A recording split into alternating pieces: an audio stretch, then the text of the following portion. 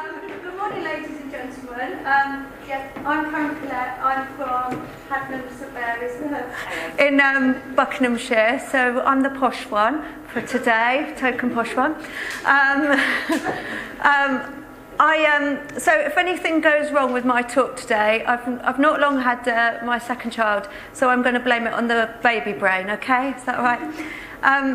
So today, Tim's asked me here to talk about, not just to show off my new frock, but just to talk to you about our school, in our teeny weeny school in Leafy Bucks, and tell you a bit about our food journey, our food philosophy, and as well, I suppose I should mention that we now have, thanks to Tim, which I'll come on to in a minute,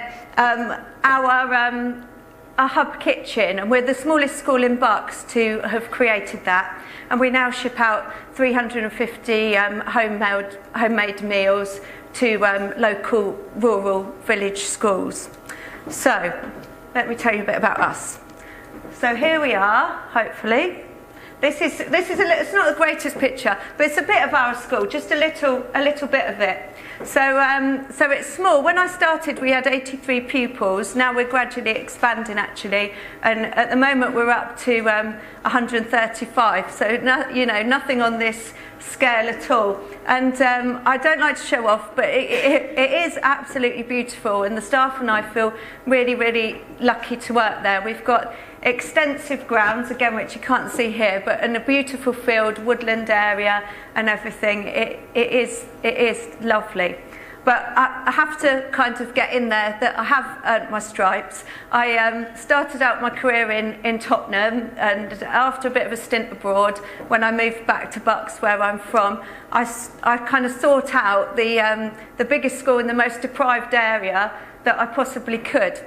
And went to work there for 7 years. You know, child protection conferences on a daily basis. You wouldn't believe it there, but it actually rivaled Tottenham, honestly. And police called all the time. And then I thought, I'll go for. I think I need to go for a bit of a holiday, bit of a break in the country. So hence I moved to Hadnam, where I became head, and it was a massive shock to the system, to be totally honest, because what nobody told me is that in a small school, I don't know if anybody here is from small schools, but oh good, I've got an audience. In a small school, nobody tells you, do they, that there's still the same, lots of the same jobs to do, but there's only basically one person doing it. And guess who that is? And when I got there, I kind of thought, where's the team for this and the team for that? Surely, there must be a team to do this, not just me. But oh no, it was just me. And the other thing that they don't tell you is there's absolutely no money, and especially in a leafy countryside, because you've got no pupil premium, no EAL, and no deprivation factor. So you just haven't got all those extra funds coming in. So you're scraping around all the time to try and get resources and facilities and everything like that. So I quickly kind of realised that I've got to kind of make some money for this school. And I need people around me as well. I can't work like this. I was you know what it's like. I was up till 1 o'clock every morning just trying to get everything done. And then so basically I started trying to create some revenue I set up a breakfast and after school club, and I thought this school has got to be, it had an outstanding Ofsted rating. 10 years ago, I might add, we've still got it, because we haven't been Ofsted inspected. Of course we would be, we'd still be outstanding, but they're not coming back, are they, you see? So we've got an outstanding in 2006, haven't been inspected since. It's kind of getting embarrassing now. And I say to new parents coming in, we have of course had a kind of internal reviews by the county and things like that, and we have had an outstanding every time. But I'm honest to parents that come in, and I say, it is a bit like having a Michelin star restaurant with a different chef. I can't claim any credit for that Ofsted. But anyway, So I set up these different sidelines, fingers in a lot of pies, and I thought we've got to really shine at something. We've got great, fantastic results, you know, which I'll be honest is not that difficult. We're all our, you know, parents are doctors, lawyers, things like that. You're not fighting those battles that in other schools you might not be. So I looked at the grounds and I thought we need to shine for something. So, you know, it's got to be outdoor learning. We really need to shine for outdoor learning. So I started sort of setting up bits and pieces for that, and we built an eco lodge, which is fantastic, big outdoor classroom, and we started setting up training courses again to bring in revenue, and added staff. So you know, kind of adding to the team all the time, shared workload and everything like that. It's not just because I'm lazy and wanted to delegate, but you know, safety in numbers and all of that. And then I come on to food, which is what we're all here about, and the journey started. So, and it started with the man you've just been listening to over there. Ollie was looking for somewhere to launch his app, Henri Le Worm, for Android, and it just so happened that one of our parents was doing some PR for him and thought our school would be a fantastic place. So it's all kind of fate how this happened, really. And so along he comes with his dad, and who did a cooking demo and everything. You know, we've been wining on and dining on that for years from school, telling all the stories and everything. And then as he walked out, he kind of like flippantly said to me, "Oh, I'm like speaking at this conference next week. Do you want to come? And it's in Greenwich." And I thought, "Oh, Greenwich.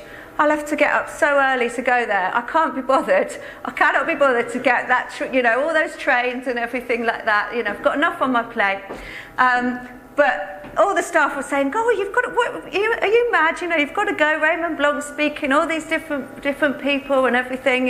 You've got to go." So off I went, and that's when I had my awakening. Because before that, so this is the journey I'm telling you about. I was actually, in my 20s, in London, a cocktails and cornflakes girl. Not into food at all. Lived on cocktails and cornflakes. Great diet. So food just wasn't there for me. But I came to the conference at Charlton Manor, saw everything that was going on. Saw how, you know, Tim's got his lovely secret garden, which some of you may have seen and some of you probably see later. It's chickens and everything like that. And I thought that, well, this is really embarrassing, really, because we're not doing that. And we've got all these extensive grounds, we've got all these, you know, this massive field and everything, and we're not doing anything like it. And our children haven't got that kind of love of food culture and everything that you have here. So got back to school, drove everybody absolutely mad. And there's the app there. That's what I was starting with my story there. Getting up early. That's it. I'm not very good at these slides. I keep talking. And so got back to school, drove everybody mad. We've got to get chickens, we need some allotments, we've got to do this, got to do that.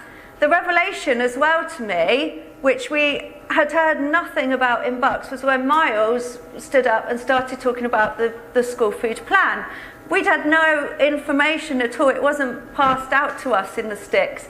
And just Bucks hadn't fed anything back. And universal infant free school meals. Well, this was January. And we had to roll it out in September, and nobody knew anything about it. Nobody. All my head friends, all my colleagues knew nothing. And there were 90 schools in Bucks without kitchens, because their kitchens, of course, been taken away years before and everything. And no way was there any solution coming through until they put one man in charge, and he went round to kind of all the schools, and he said, right, this is what we're going to do. We're going to take the government funding that we're allocated, and we're going to build a great big hub, and these were the words, I promise you, I can say this, I don't think I'll be done for treason or anything like that, because I've said it many a time now. These are the words. And we're going to deliver to the school aeroplane-style food. At which point I said, no, you're not. No, you're not in my school. My kids aren't having that. Because there's one thing I kind of always promised when I became a head, and I know it sounds corny, but those children in my care will always have the best that I can give them. And aeroplane-style food was not the best I could give them.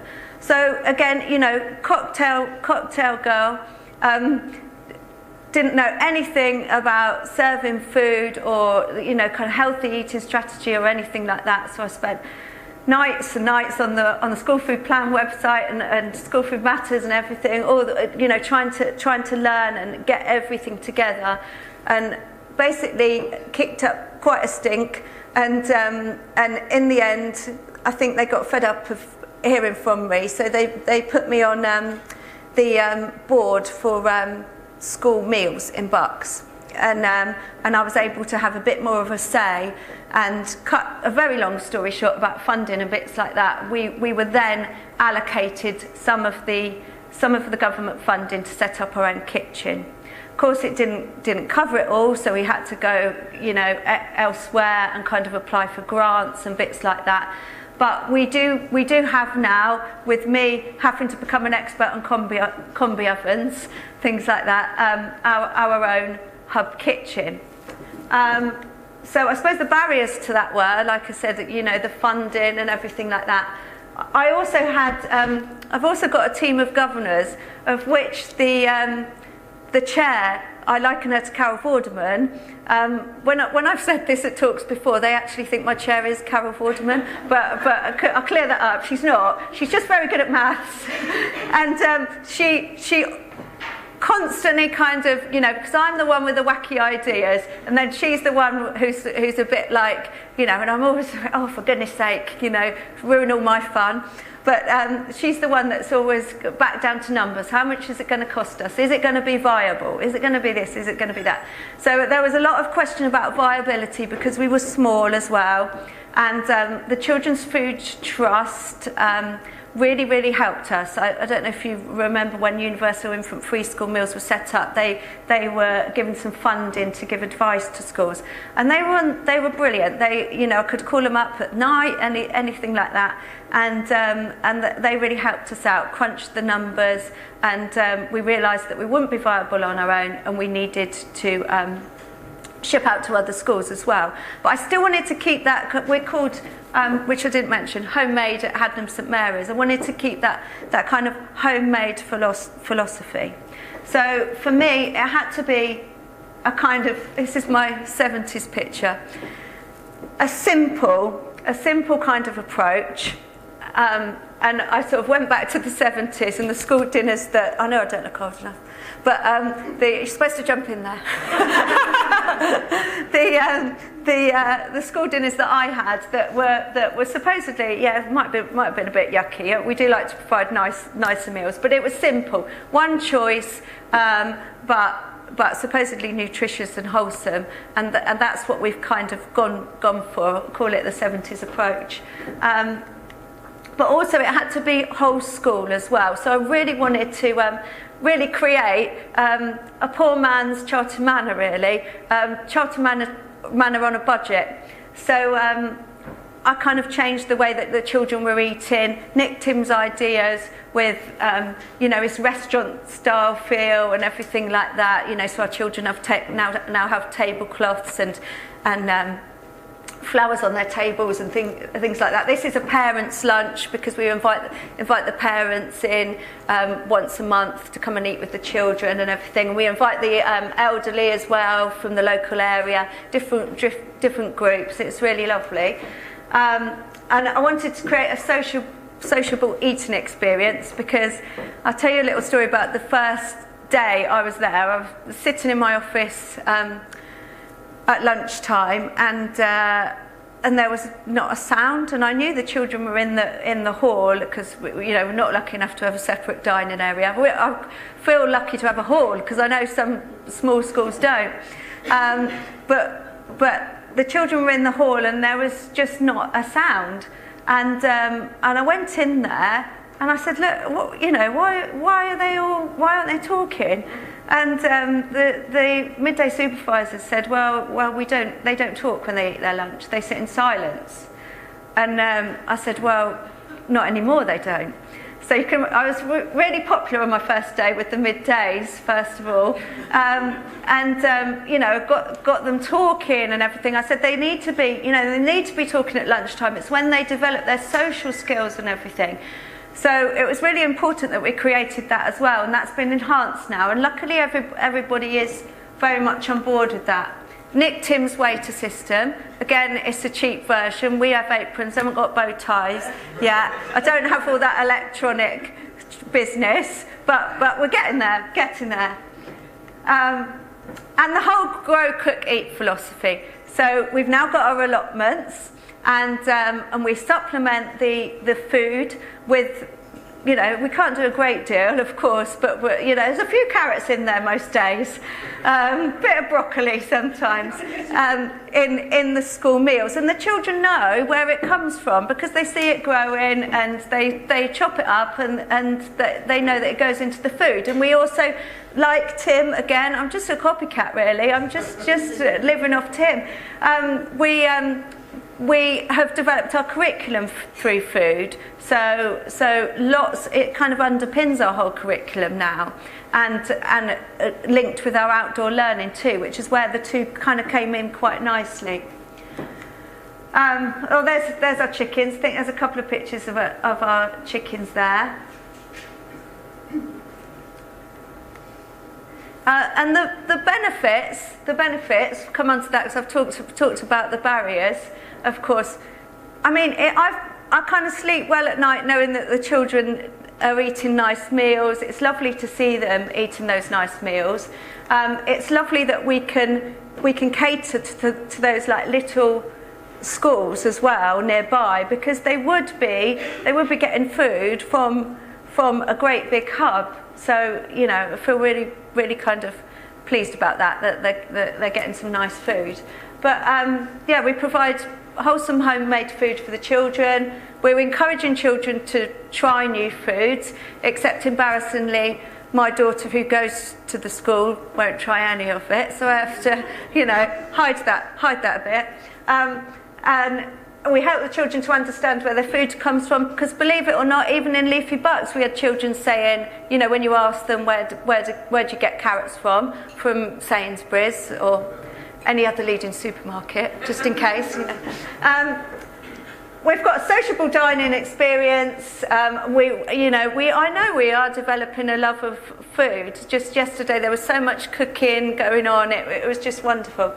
And again, from the school food plan, we're helping children achieve better in the afternoons because they've got good food in their tummies. They haven't got a packet of crisps and a fruit winder. So there's Mr. Blanc here. He was we're lucky enough to be down the road from Le Manoir, so he's been really good to us. And he opened our kitchen. Miles came as well. That was a lovely day, wasn't it? We'll be dining out on that for a while as well. But yeah, so now we have our hub kitchen. So a bit of a journey, but we got there. We got there in the end. So if any of you, you know, I don't know if you're from a small school, and if you wanted to chat or anything like that, there's my email address. You know, of course, loads of time. Two young children running a school, do some school improvement work as well. But give me a call or email or anything like that, and I'll do my best. There we go. That's it.